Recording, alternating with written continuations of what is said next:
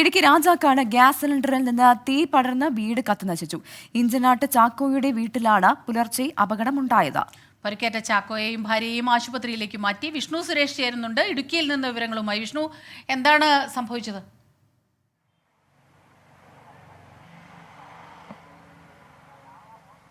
സ്മിത, ഈ ചാക്കോയുടെ വീട്ടിനാണ് 4:30 തീപിടുത്തമുണ്ടായത്. അവിടെ വാടകയ്ക്ക് താമസിക്കുന്ന ആൾക്കാരാണ്. സന്തോഷും ഭാര്യയ്ക്കുമാണ് പരിക്കേറ്റത്. ഇവർ ഈ പലഹാരങ്ങളെല്ലാം ഉണ്ടാക്കി വിൽക്കുന്ന ജോലി ചെയ്യുന്ന ആളുകളാണ്. ഇന്ന് 4:30 ഇത്തരത്തിൽ രാവിലെ പാചകത്തിന് വേണ്ടി ഗ്യാസ് തുറന്ന ഘട്ടത്തിലാണ് ഗ്യാസ് ലീക്കാവുകയും പിന്നെ വലിയ അപകടം ഉണ്ടാവുകയും ചെയ്തത്. ആ വീട് പൂർണ്ണമായും കത്തി നശിച്ചിട്ടുണ്ട്. സന്തോഷിനും ഭാര്യയ്ക്കും ഇല്ലാത്ത പരിക്ക് ഏറ്റിട്ടുണ്ട്. ഇവരെ ആശുപത്രിയിലേക്ക് മാറ്റി.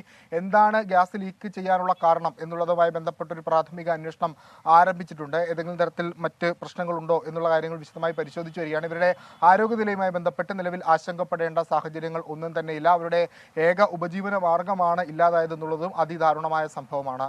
സ്മിത, പ്രവിധ. വിഷ്ണു, ഞാനൊരു വ്യക്തതയ്ക്ക് വേണ്ടി ഒന്നും കൂടെ ചോദിക്കുന്നു. ചാക്കോയുടെ വീടിനാണ് തീപിടിച്ചത്, സന്തോഷും ഭാര്യയുമാണ് ആശുപത്രിയിലുള്ളത്, അല്ലേ?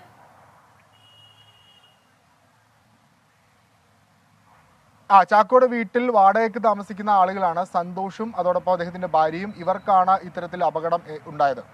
ശരി, വിഷ്ണു സുരേഷാണ് വിവരങ്ങളുമായി ചേർന്നത്.